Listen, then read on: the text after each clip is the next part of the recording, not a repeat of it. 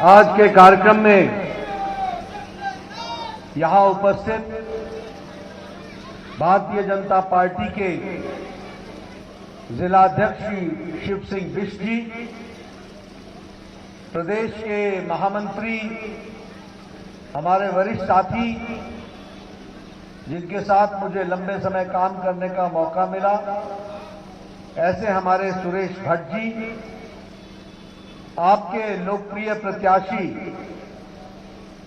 और वर्तमान में विधायक सम्माननीय श्री चंदन रामदास जी, हमारे माननीय विधायक बलवंत सिंह भौयाल जी, जिला पंचायत की अध्यक्षा श्रीमती बसंती देव जी, श्री सुरेश गड़िया जी जो प्रत्याशी हैं कपकोट से, राम प्रसाद टांटा जी पूर्व विधायक, शेर सिंह गड़िया जी पूर्व विधायक, श्री सुबोध शाह जी विधानसभा संयोजक, श्री दयाल जी विधानसभा प्रभारी, राजेंद्र परिहार जी जिला के महामंत्री, सुरेश जी महामंत्री, श्रीमती हेमा बिष्ट जी ब्लॉक की प्रमुख, गोविंद सिंह जी, श्रीमती पुष्पा देवी जी, इंद्र सिंह जी, गोविंद सिंह जी विधानसभा के प्रभारी कपकोट के, सम्मानित मंच और यहां इतनी बड़ी संख्या में एकत्र आए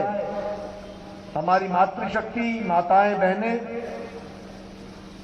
मेरे नौजवान साथी, देवी और सज्जनों, मीडिया के मेरे साथी, प्रिंट मीडिया और इलेक्ट्रॉनिक मीडिया के मेरे साथी,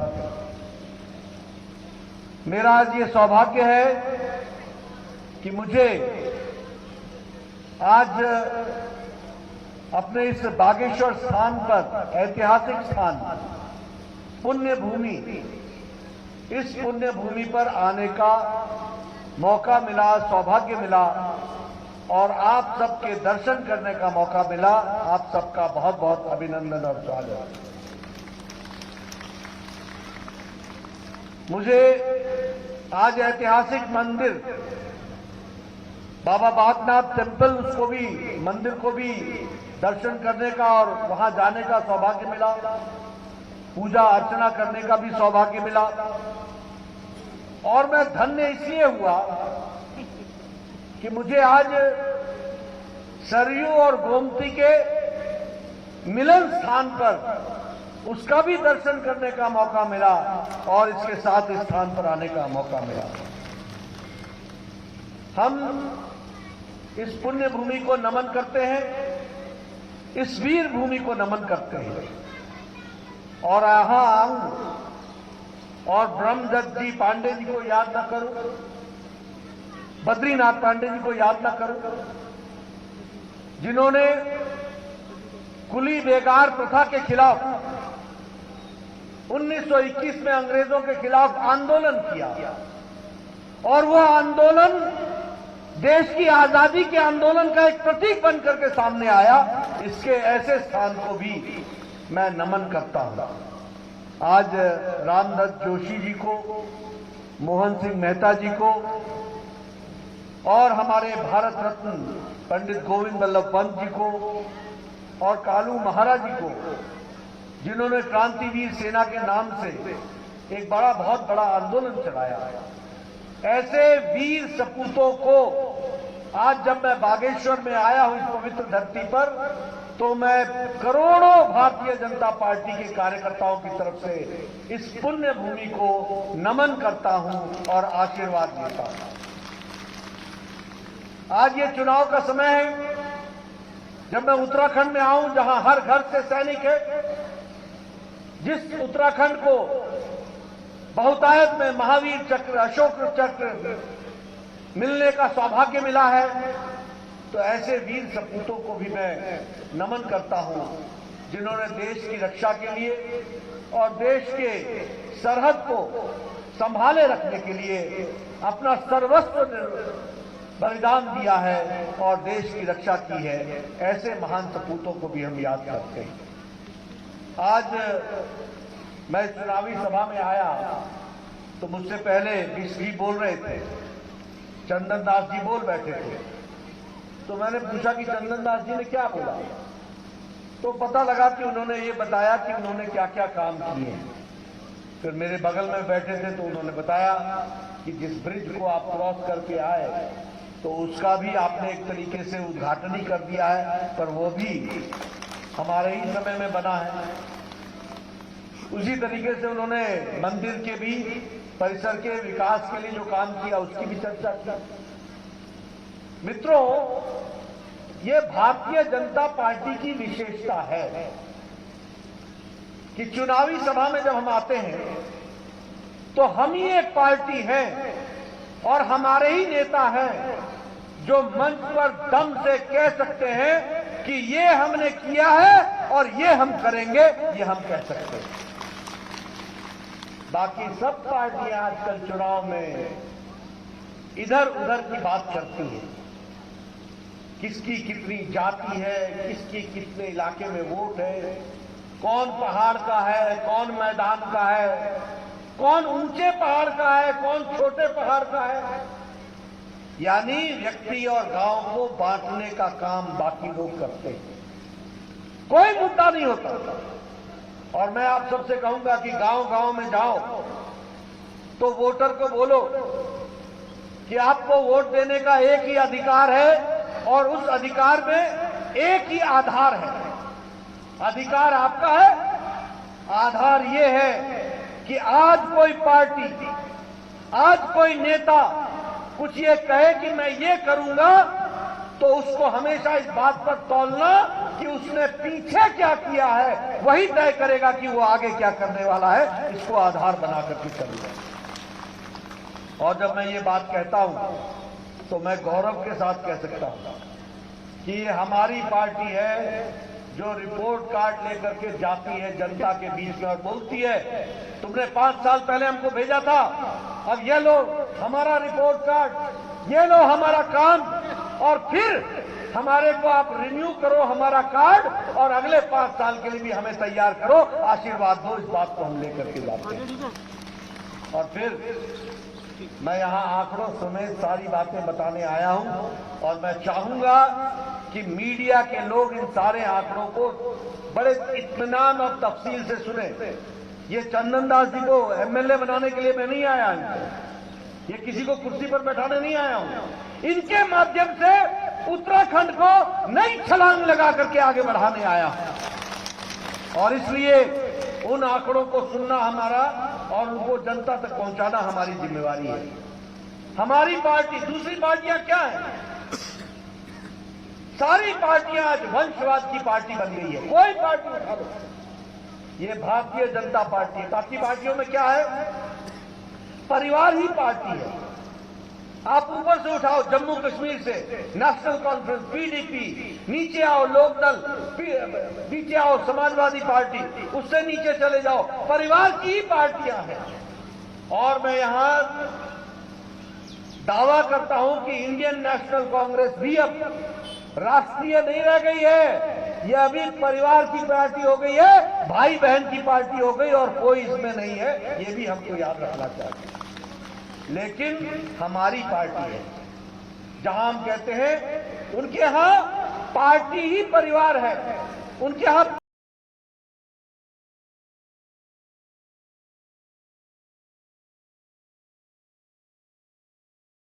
हमारी पार्टी है जो वंचित की चिंता करती है, हमारी पार्टी है जो दलित की चिंता करती है, हमारी पार्टी है जो पिछड़े की चिंता करती है, हमारी पार्टी है जो समाज के अंतिम पायदान पर खड़ा व्यक्ति है उसकी चिंता करती है, हमारी पार्टी है जो शोषित की चिंता करती है, हमारी पार्टी है जो माताओं और बहनों की चिंता करती है, हमारी पार्टी है जो युवाओं की चिंता करती है। इसको हमको हमेशा ध्यान में रख करके विचार करना चाहिए और उसकी दृष्टि से पार्टी को जोड़ना चाहिए और पार्टी से जुड़ना चाहिए।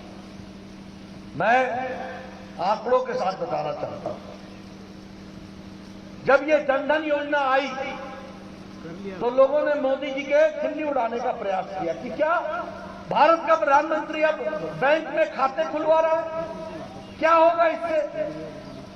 मित्रों, 1971 में श्रीमती इंदिरा गांधी ने कहा था कि मैं बैंक को नेशनलाइज कर रही हूं, राष्ट्रीयकरण कर रही हूं, इससे गरीबों का भला होगा। 1971 से 2014 तक बैंक में जाने वाले गरीब लोगों की संख्या 3.25 करोड़ थी। 2014 में मोदी जी आए तो मोदी जी ने पूछा बैंक में खाते क्यों नहीं खुल रहे? 130 करोड़ का देश है, यहां बैंक में खाते 3 करोड़ 3.25 करोड़ क्यों नहीं खुल रहे? तो पता चला कि गरीब आदमी को गारंटर नहीं मिलता, गरीब आदमी को बैंक में डालने के लिए बैलेंस खाता खोलने के लिए नहीं मिलता। मोदी जी ने कहा 0 बैंक बैलेंस पे जनधन का खाता खुलेगा और तुम्हारा गारंटर भारत सरकार होगी, मैं होऊंगा और तुम खोलो। यही जनधन खाता आज 40 करोड़ हो गया, 40 करोड़, 3.25 करोड़ से बढ़ के। और जब कोरोना आया, मैं बोल रहा हूं ना गरीबों की पार्टी है, जब कोरोना आया तो मोदी जी ने 20 करोड़ बहनों के खाते में लॉकडाउन में पूरे 3 महीने में 500 रुपए भेज करके उनका सुदृढ़ीकरण किया। ये हमको याद रखना है। भेजा था कि नहीं भेजा था मोदी जी ने 500 रुपए? भेजा था नहीं भेजा था? ये बहनों के खाते में 20 करोड़ बहनों के खाते में, और उत्तराखंड में ये 26,83,000 बहनों के खाते में उस समय भेजा गया। कितना? 26,83,000 खातों में 500 रुपए 3 महीने के लिए भेजा गया। हम स्वच्छ भारत की बात की, मैं गरीबों की बात कर रहा हूं। जब हमने स्वच्छ भारत की बात की, लाल किले से प्रधानमंत्री जी ने कहा तो फिर लोगों ने मौखाल बनाया। ये जो चांदी के चम्मच से, जो चांदी का चम्मच मुंह में लेकर के पैदा हुए ऐसे अमीर लोगों को स्वच्छता अभियान कहां समझ में आए? गांधी स्वच्छता की बात कर गए, लेकिन महात्मा गांधी के बाद जितने गांधी आए उन्होंने स्वच्छता में कुछ नहीं किया। मोदी जी आए तो मोदी जी ने स्वच्छता अभियान फिर से शुरू की, और आपको जानकर के खुशी होगी, पहले तो आप जानिए भारत का हाल।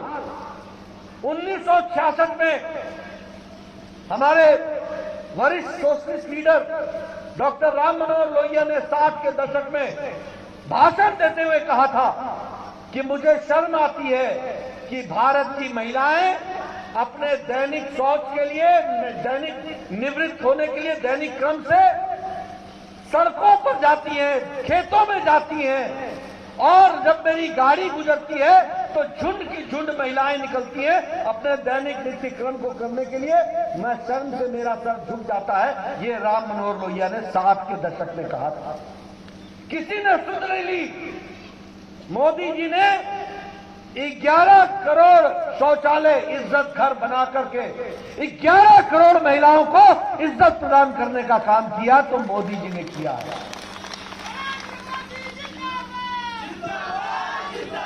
आप जरा सोचिए महिलाओं की हालत, उन महिलाओं की, आप उन महिलाओं की हालत सोचिए। और छोटी संख्या नहीं, 11 करोड़ महिलाएं अपने दैनिक क्रम के लिए सूर्योदय से पहले घर से निकलती हो या सूर्यास्त के बाद झुंड बना करके निकलती हो। कैसी स्थिति होगी इस देश की? 130 करोड़ के देश में अगर 11 करोड़ महिलाएं इस तरीके का जीवन व्यतीत कर रही थी, उनको आजादी देने का काम किया तो मोदी जी ने किया।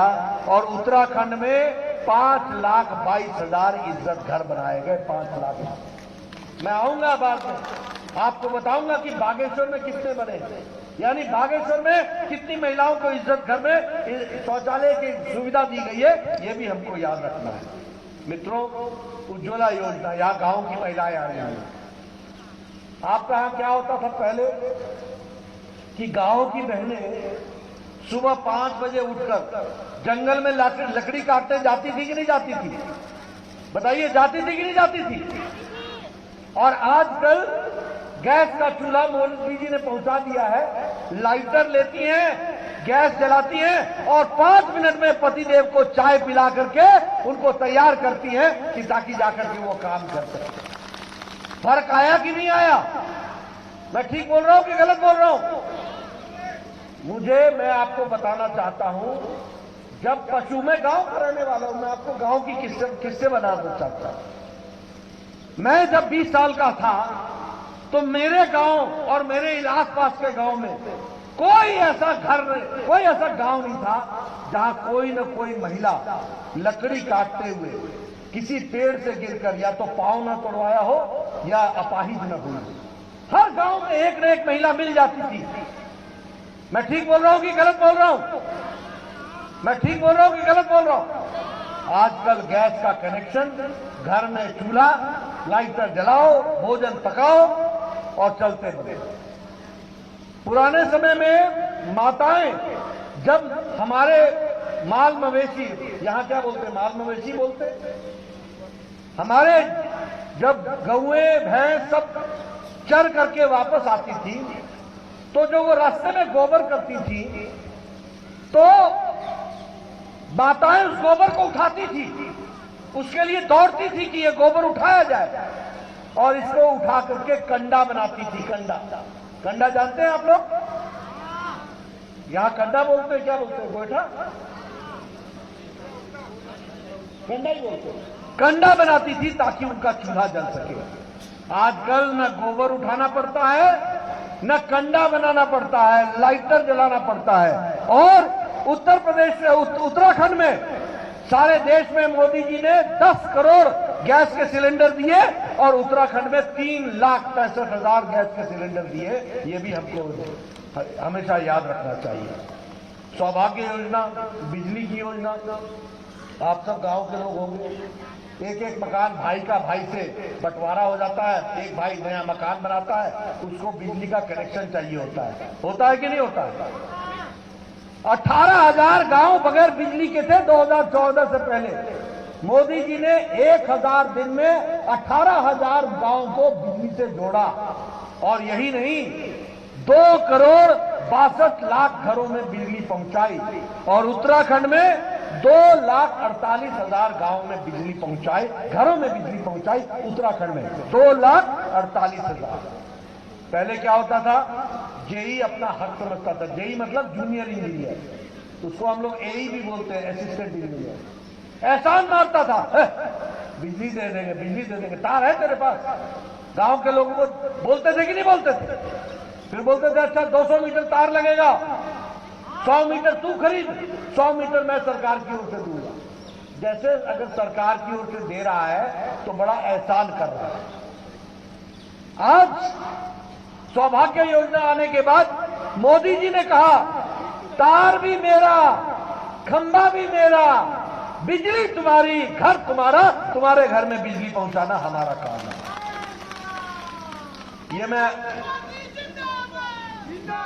ये मैं आपके सामने रिपोर्ट कार्ड रख रहा हूं। मुझे हंसी आती है कई बार। मैं 94 में पहली बार एमएलए बना था, तो उस समय हमारे गांव के लोगों को जूनियर इंजीनियर बोलता था। गांव के लोगों को बुला लेना और खंबा उठा करके ले जाना गांव में, और जब खंबा पहुंच जाएगा तब हमें बुलाना, तो हम आकर के तुमको बिजली दे देंगे। यानी खंबा उनका, कंधा हमारा, तार हमारी, और तब जाके बिजली मिलती थी। आज हमको बिना कुछ बताए हुए फॉर्म साइन करो और आपको 10 दिन के अंदर आपके घर में बिजली मिलेगी। यह सौभाग्य योजना की स्कीम के तहत हो पाया है। मित्रों, मैं यहां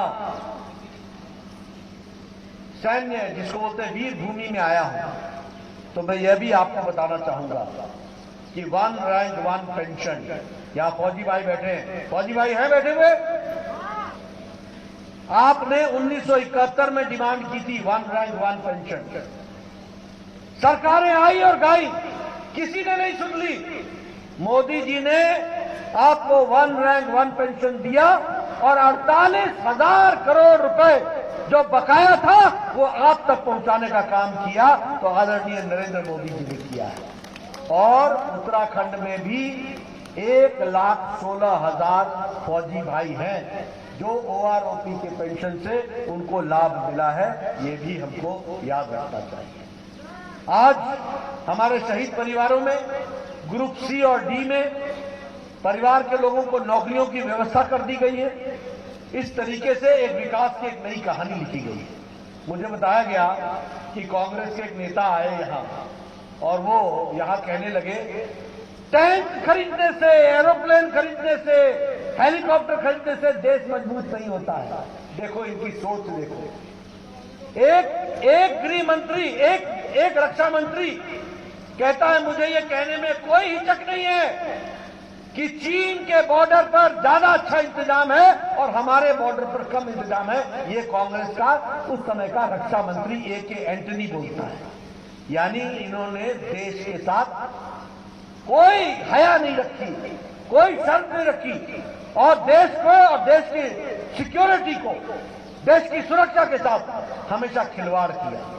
आज मोदी जी के आने के बाद चिनूक का बेड़ा, राफेल का बेड़ा, लड़ाकू जहाज का बेड़ा, नए तोप, नई मशीन गनें, आपको जान करके आश्चर्य होगा कि बुलेट प्रूफ जैकेट भी हमारे सिपाहियों के पास नहीं था।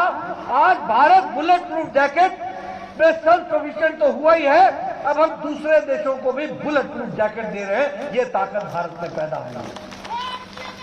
और 14,000 किलोमीटर की सड़क मोदी जी ने ऑल वेदर रोड पाकिस्तान और चाइना के बॉर्डर पर बना करके दी है ताकि एक दिन के अंदर हमारा फौजी बॉर्डर पर पहुंच सके और लड़ने के लिए तैयार रहे जिसको जैसा होगा। और मोदी जी ने तो कहा ही था कि तुमने बहुत बड़ी गलती की है, घर में घुस कर मारूंगा और सर्जिकल स्ट्राइक और बाकी ऑपरेशन भी आप सबके सामने है। ये है फर्क। मित्रों, ये जो अभी 3 दिन 4 दिन पहले बजट आया, इसमें 25,000 किलोमीटर एक साल में हाईवेज बनेंगे। 25,000 किलोमीटर, 20,000 करोड़ रुपए इसमें खर्च होगा। हर घर नल में लगभग 3 करोड़ 80 लाख लोगों को एक साल में घर पे नल मिलेगा। 60,000 करोड़ रुपए इसमें भी खर्च होगा। और इसी तरीके से प्रधानमंत्री आवास योजना में 80 लाख घर एक साल में बनेंगे और उसमें भी 48,000 करोड़ रुपए खर्च होगा। कौन किसको पक्का मकान मिलेगा? गरीब लोगों को मिलेगा। क्या मकान मिलेगा? रसोई घर, शौचालय, बेडरूम, आगे टेरेस, साथ में गैस का चूल्हा। आप बताइए। और एक बात और सुन लीजिए, महिला शक्तिकरण। ये घर का मालिक नहीं होगा। ये प्रधानमंत्री आवास योजना का मालकिन होगी, घर की मालकिन होगी। इसको भी हमको याद रखना चाहिए। ये है महिला सशक्तिकरण। आपको जानकर के खुशी होगी कि ये जो 3-4 दिन पहले बजट आया, इसमें 60 किलोमीटर पहाड़ी क्षेत्र में रोपवे बनेगा और ये रोपवे टूरिस्ट को बढ़ाएगा। उत्तराखंड में टूरिस्ट को बढ़ाएगा। यह रोपवे भारत के फौज को बॉर्डर तक पहुंचने में मदद करेगा। यह रोपवे ट्रांसपोर्टेशन में आगे बढ़ाएगा और उत्तराखंड इसमें से पूरा लाभ उठाएगा। धामी जी की सरकार में इसको भी हमको अपने ध्यान में, अपने जहन में रखना चाहिए। आपको जानकर खुशी होगी कि रानीबाग, हनुमानगढ़ी, नैनीताल, ये 12 किलोमीटर का रोपवे जो है इस पर काम शुरू हुआ है। गौरीकुंड से लेकर केदारनाथ तक 8.5 किलोमीटर का बन रहा है। उसी तरीके से गोविंद घाट से गंगरिया तक 8.8 किलोमीटर का इसका भी काम चल रहा है। इसके आने से टूरिस्टों की बहुतायत भी होगी, आगे भी बढ़ेगा, वो भी हमको ध्यान रखना चाहिए। कल मैं गंगोत्री में था। गंगोत्री, यमुनोत्री, केदारनाथ, बद्रीनाथ, 4 धाम और 4 धाम को जोड़ने के लिए 889 किलोमीटर की सड़क, 12,000 करोड़ रुपए खर्च होंगे और 2022 में यह सड़क 4 लेन सड़क उत्तराखंड को मिल जाएगी। ये भी हमको अपने जहन में रखना चाहिए, ये भी हमको ध्यान में। बोलिए, ये सड़क बनने से उत्तराखंड का टूरिज्म बढ़ेगा कि नहीं बढ़ेगा? विकास होगा कि नहीं होगा? नए हमारे अवसर पैदा होंगे कि नहीं होंगे? तो इस बात को ध्यान में रख करके राजनीति में, ये मैं रिपोर्ट कार्ड आपके सामने रख रहा हूं। नेहरू जी ने all India institute of medical sciences बनाया था, उसके बाद किसी ने सुध नहीं ली। ये अटल बिहारी वाजपेयी आए जिन्होंने ऋषिकेश में all India institute of medical sciences बनाया, और कोरोना के समय यही all India institute of medical sciences ने उत्तराखंड की रक्षा की, ये भी हमको याद रखना है। और अब मोदी जी आए हैं जो उधम सिंह नगर में सैटेलाइट सेंटर इसी all India institute of medical sciences का खोल रहे हैं, ये भी हमको ध्यान रखना चाहिए। स्वास्थ्य की दृष्टि से देखें, बाकी दृष्टि से देखें किस किस तरीके से विकास हो रहा है। अब सुनिए, ऋषिकेश से लेकर कर्णप्रयाग तक रेल लाइन का काम ये भी शुरू हो गया है। नमामि गंगे का काम 521 करोड़ रुपए का वो भी शुरू हो गया है। केदारपुरी की तस्वीर बदल रही है।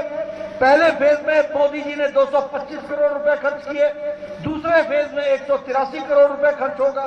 उसी तरीके से डोईवाला से लेकर देखिए तराई से लेकर यमुनोत्री तक एक रेल का प्रोजेक्ट बन रहा है और 30,000 करोड़ रुपए खर्च होंगे। उसी तरीके से टनकपुर से लेकर बागेश्वर की बागेश्वर रेलवे लाइन, इसके लिए भी लोकेशन सेट हो गया है, तो यह भी अब बनने के लिए इसका भी काम शुरू हो रहा है। मित्रों, ये विकास की एक नई कहानी है। आज उत्तराखंड में लॉ यूनिवर्सिटी आ गई, आज उत्तराखंड में प्लास्टिक की इंजीनियरिंग की सेंटर खुल गया, आज 3 डॉक्टर उत्तराखंड में लग गए। एक तरीके से नया उत्तराखंड खड़ा हो रहा है और उसको आगे बढ़ाने की जरूरत है। कोस्ट गार्ड रिक्रूटमेंट सेंटर अब उत्तराखंड में खुल गया। उसी तरीके से नेशनल लॉ यूनिवर्सिटी मैंने कहा वो खुल गई है।